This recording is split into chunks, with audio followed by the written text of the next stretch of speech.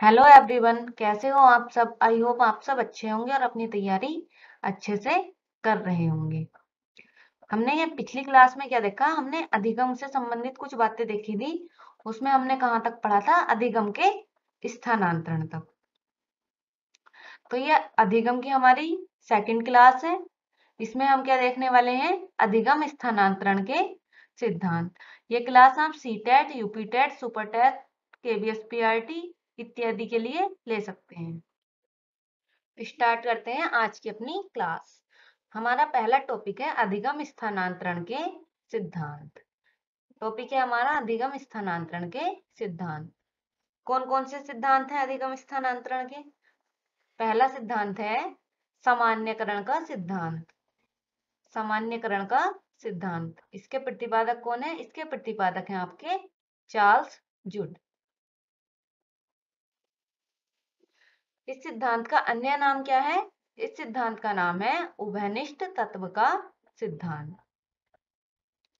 अब इसमें क्या है, इसमें बताया गया है कि दो विषय वस्तु में उभयनिष्ठ भाग का स्थानांतरण होगा। दो विषय वस्तुओं में उभयनिष्ठ भाग का स्थानांतरण होता है। भाग का स्थानांतरण होता है। इसका एग्जाम्पल हम कैसे देख सकते हैं, इसका एग्जाम्पल है, जैसे मान लीजिए आपने एक ही सूत्र पर बहुत सारे सवाल किए। मान लीजिए आपने कौन से फॉर्मूले पर सवाल किए, ए प्लस बी के होल स्क्वायर पर। A square plus b square plus 2ab, ये होता है इसका फॉर्मूला। तो आपने क्या किया, इस वाले फॉर्मूले पे बहुत सारे सवाल किए, तो आपको हर क्वेश्चन को ही ना याद होगा। याद क्या होगा आपको, उसका जो फॉर्मूला है। तो इसमें हम क्या कह सकते हैं कि एक ही सूत्र पर आधारित सवालों में सूत्र का स्थानांतरण। एक ही सूत्र पर आधारित सवालों में सूत्र का स्थानांतरण। ऐसा तो नहीं है ना आप सारे क्वेश्चन याद रखेंगे, तो उसमें याद क्या होगा आपके, सिर्फ फॉर्मूला। तो ये क्या है आपका सामान्यकरण का सिद्धांत, और इसके प्रतिपादक कौन है, चार्ल्स जूड। इसका अन्य नाम है उभयनिष्ठ तत्व का सिद्धांत। आई होप आपको ये समझ आया होगा। अब हम देखते हैं अपना सेकंड। सेकंड है जी कारक सिद्धांत या द्वितत्व सिद्धांत। इसके प्रतिपादक कौन है, इसके प्रतिपादक हैं आपके स्पीयरमैन। इन्होंने क्या बताया, इन्होंने बताया कि जी कारक जन्मजात और सार्वभौमिक होता है और इसी का स्थानांतरण होगा। इन्होंने बताया जी कारक जन्मजात व सार्वभौमिक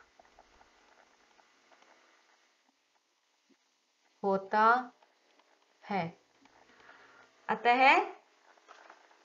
इसी का स्थानांतरण होगा। अतः इसी का स्थानांतरण होगा।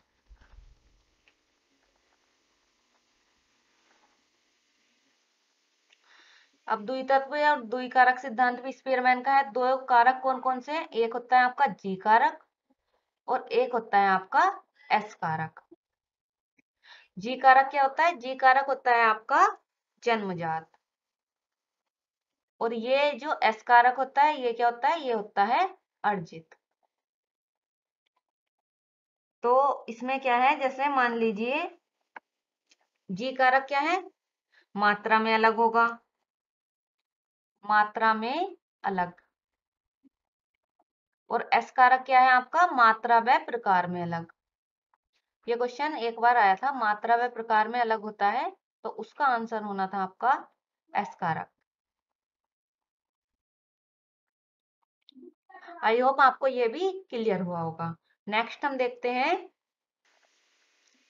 नेक्स्ट है आपका सूच का सिद्धांत। इसके प्रतिपादक कौन है आपके, कोहलर महोदय। इसका अन्य नाम क्या है, आरोपण का सिद्धांत। ये आपने सुना भी होगा कि कोहलर ने किस पे प्रयोग किया था, कोहलर ने प्रयोग किया था चिंपैंजी पर, यानी बनमानुष पर। और सबसे ज्यादा प्रयोग कौन से पर किए? सुल्तान। सबसे ज्यादा प्रयोग सुल्तान कौन था? एक बनमानुस था। सबसे ज्यादा प्रयोग किए सुल्तान पर।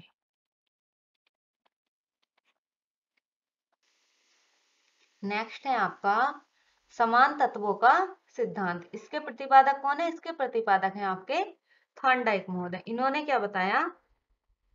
ये किससे समानता रखता है? ये समानता रखता है चार्ल्स जूट के सामान्यकरण के सिद्धांत से। अब इसमें इन्होंने बताया पहले व बाद के अधिगम में जहां तक समानता होगी स्थानांतरण वहीं तक होगा। पहले व बाद के अधिगम में जहां तक समानता होगी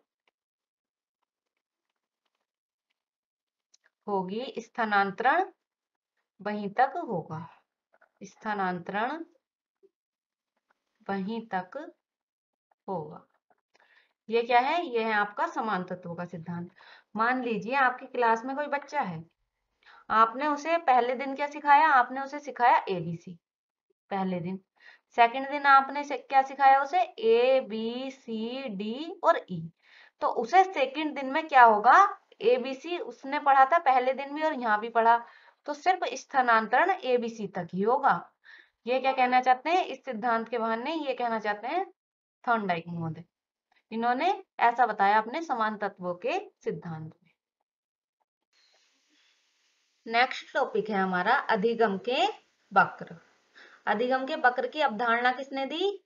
अधिगम के वक्र की अवधारणा दी एबिंगहॉस ने। और एबिंगहॉस को क्या कहा जाता है? इन्हें अधिगम मनोविज्ञान का जनक भी कहा जाता है। अधिगम मनोविज्ञान का जनक। और भी इन्होंने बहुत सारे कार्य किए। अधिगम के वक्र और पठार की अवधारणा इन्होंने दी। जैसे और क्या किया इन्होंने? विस्मृति के अनुप्रयोग का सिद्धांत दिया। शिक्षण सामग्री के रूप में निरर्थक शब्दों का प्रयोग। ये सब चीजें किसने की? एबिंगहॉस ने। आप लिख सकते हैं। अब अधिगम के वक्र है क्या? अधिगम के वक्र सीखने की गति को दिखाते हैं। किस चीज को दिखाते हैं? सीखने की गति को। जिससे हम यह जान सकते हैं कि किसी अधिगमी द्वारा दिए गए कार्य को निश्चित समय में पूरा करने के लिए कितनी तेजी से कार्य करना पड़ेगा। क्या है अधिगम के वक्र की डेफिनेशन? डेफिनेशन है अधिगम के वक्र सीखने की गति को दिखाते हैं, जिससे हम यह जान सकते हैं कि किसी अधिगमी द्वारा दिए गए कार्य को निश्चित समय में पूरा करने के लिए कितनी तेजी से कार्य किया जाना चाहिए। नेक्स्ट क्या है? हमारे अधिगम के कितने प्रकार होते हैं? कितने प्रकार होते हैं अधिगम के वक्र के? 4 प्रकार। कौन कौन से? सरल वक्र, नतोदर, उन्नतोदर और मिश्रित वक्र। इन सबको हम वन बाय वन देखते हैं। आपको ध्यान रखना है कि अधिगम का वक्र हमेशा गति और समय के बीच में प्रदर्शित किया जाता है। पहला है आपका सरल वक्र। इसमें क्या होता है? इसमें क्या बताया? इसमें बताया कि सीखने की गति हमेशा एक समान होती है। यानी सीखने की समान गति किसमें बताया? आपके सरल वक्र में। तो इसका वक्र कैसा होगा? ऐसा। क्या हमेशा मनुष्य एक जैसा सीखता है? नहीं। तो इसलिए इसे क्या कहते हैं? इसलिए इसे आदर्श वक्र या असंभव वक्र भी कहा जाता है, क्योंकि किसी भी मनुष्य के लिए संभव नहीं है कि वो हमेशा एक सा सीखे। तो इसलिए इसे असंभव वक्र भी कहा जाता है। ये हमने देखा सरल वक्र। नेक्स्ट हम देखते हैं नतोदर, धनात्मक या बढ़ता निष्पादन वक्र। आप नतोदर कह लो, धनात्मक कह लो या बढ़ता निष्पादन वक्र कह लो।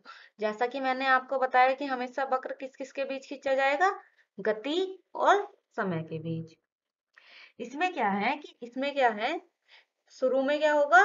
सीखने की गति धीमी, शुरू में धीरे और बाद में तेज।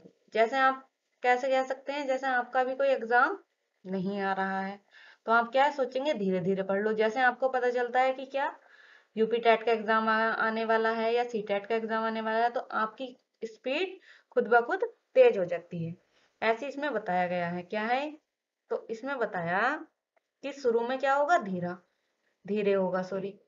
जैसे आपका यहाँ से हम वक्र लेते हैं तो शुरू में कम कम कम कम और लास्ट में एकदम से बढ़ गया, तो इसे क्या बोलेंगे, नतोदर धनात्मक या बढ़ता निष्पादन वक्र।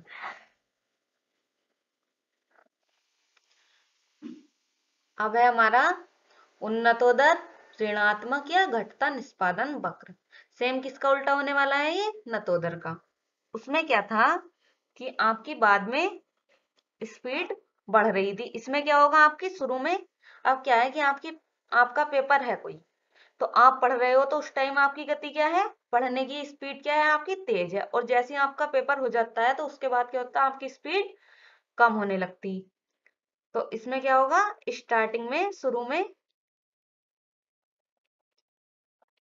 में आपकी स्पीड कैसी होगी, तेज, और बाद में कैसी होगी, बाद में होगी धीरे। इसे हम कैसे प्रदर्शित करते हैं, शुरू में क्या है आपकी तेज और बाद में क्या हुई आपकी कम होती गई। ये क्या है आपका उन्नतोदर ऋणात्मक या घटता निष्पादन वक्र। नेक्स्ट है हमारा मिश्रित सर्पाकार या एस टाइप वक्र। इसमें क्या है, इसमें बताया कभी तेज होती, कभी धीमे होती, कभी तेज होती, कभी धीरे होती। तो ऐसी है इसमें। इसमें हम कह सकते हैं अधिगम की असमान गति, अधिगम की असमान गति। इसे हम कैसे प्रदर्शित कर सकते हैं, इसे हम ऐसे ऐसे, कभी तेज कभी धीमी, कभी तेज कभी धीमी। तो ये क्या था हमारा अधिगम के वक्र। नेक्स्ट है हमारा अधिगम का पठार। अधिगम का पठार क्या है, अधिगम का पठार अधिगम की अवरुद्ध गति को दिखाता है। पहले हम लिख देते हैं अधिगम का पठार अधिगम की अवरुद्ध, अवरुद्ध मतलब जहां बाधा आई है, अवरुद्ध गति को दिखाता है।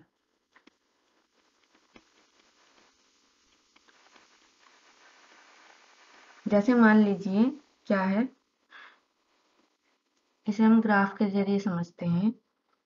इसमें है जैसे ऐसे ऐसे बच्चा सीख रहा है, यहाँ क्या हुआ, वो उसकी सीखने की समय सीमा थोड़ी देर के लिए रुक गई, मतलब वो कुछ सीख नहीं पा रहा। यहाँ क्या है, ऐसे ऐसे ये वाली जो स्थिति है, ये क्या है, पठार।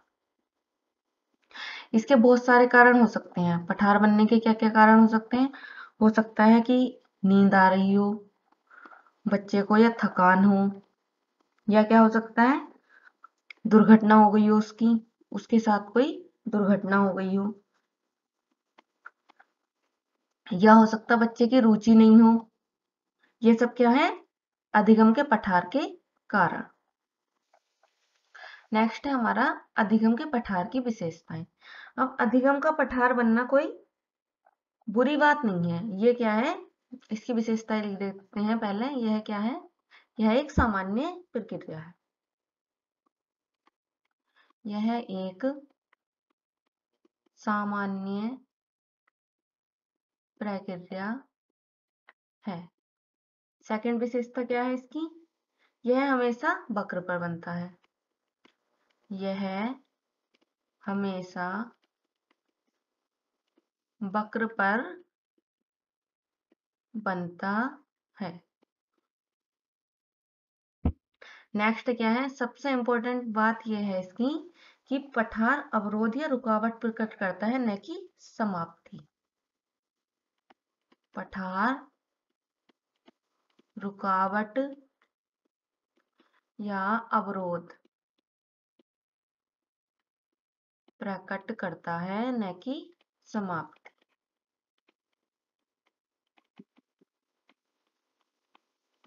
और क्या विशेषता हो सकती है इसकी?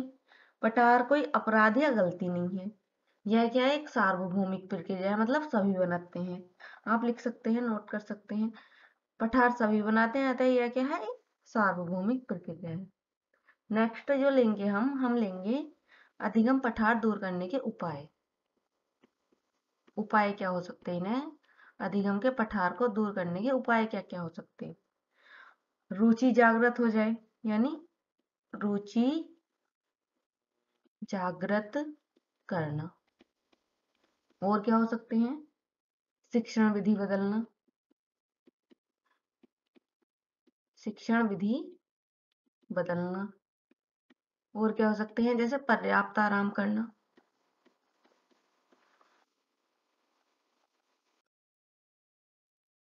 आराम करना। ये क्या है? अधिगम के पठार दूर करने के उपाय। नेक्स्ट है हमारा अधिगम के सिद्धांत। पहला सिद्धांत है सार्थक अधिगम का सिद्धांत। इसके प्रतिपादक कौन है? इसके प्रतिपादक हैं आपके डेविड आसुबेल। आपको पहले बताया गया है कि इन्होंने क्या दिए थे? अधिगम के प्रकार दिए थे। किसने दिए थे? आसुबेल ने। कौन कौन से दिए थे? रटंत अधिगम, 4 प्रकार दिए थे ना इन्होंने। कौन कौन से थे? रटंत, सार्थक, अभिग्रहण और कौन सा था लास्ट था अन्वेषण। ये क्या बताए थे? ये बताए थे अधिगम के प्रकार। किसने? डेविड आसुबेल ने। इनके सिद्धांत का नाम है सार्थक अधिगम का सिद्धांत। नेक्स्ट है हमारा शिक्षण का अग्रिम संगठनात्मक प्रतिमान। ये किसने दिया? ये भी आपका किसने दिया था? David Ausubel. नेक्स्ट है समीपता का सिद्धांत। समीपता का सिद्धांत किसने दिया? ये दिया था आपका गुथरी महोदय ने। इन्होंने क्या बताया कि जैसे मान लीजिए कोई भी व्यक्ति जब जो उसके समीप ज्यादा समीप होगा ना कार्य, उस तरीके से सॉल्व करना चाहेगा। कोई भी समस्या को सॉल्व करने के लिए व्यक्ति क्या करता है? अपने समीप वाले मेथड का इस्तेमाल करता। और इनके बारे में एक इम्पोर्टेंट बात यह है गुथरी के, इन्होंने एकमात्र ऐसे मनोवैज्ञानिक थे जिन्होंने पुरस्कार को कोई महत्व नहीं दिया। एकमात्र मनोवैज्ञानिक, ये क्वेश्चन आया है कि जिन्होंने पुरस्कार को महत्व नहीं दिया वे कौन थे? तो वे थे आपके गुथरी। एकमात्र मनोवैज्ञानिक जिसने पुरस्कार को कोई महत्व नहीं दिया। कौन थे? गुथरी को कोई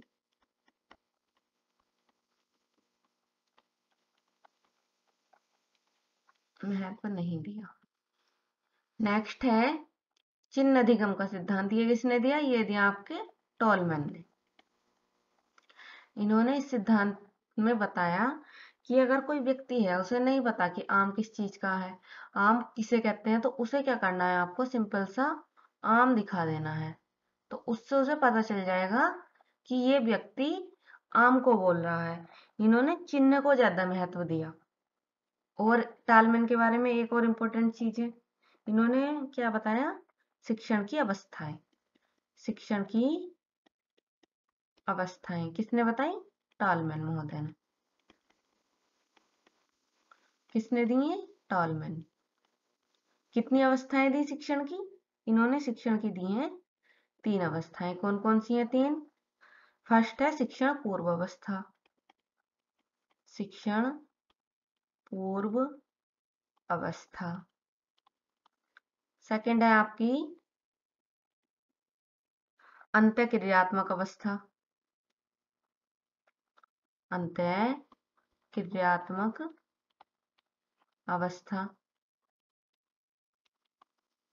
नेक्स्ट है उत्तर अंत्य क्रियात्मक अवस्था। ये क्वेश्चन ना आपका बहुत इंपॉर्टेंट है, ये क्वेश्चन प्रीवियस ईयर पूछा गया है। उत्तर अंत्य क्रियात्मक अवस्था।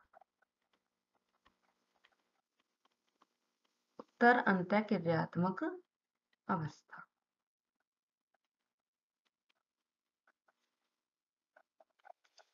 तो स्टूडेंट, ये थी आपकी आज की क्लास। इसमें हमने क्या किया, अधिगम को हमने 2 क्लास में कंप्लीट किया। आई होप ये क्लास आपके लिए हेल्पफुल रही होगी। अगर आपको ये क्लास पसंद आई हो तो चैनल को सब्सक्राइब, वीडियो को लाइक और शेयर जरूर करें।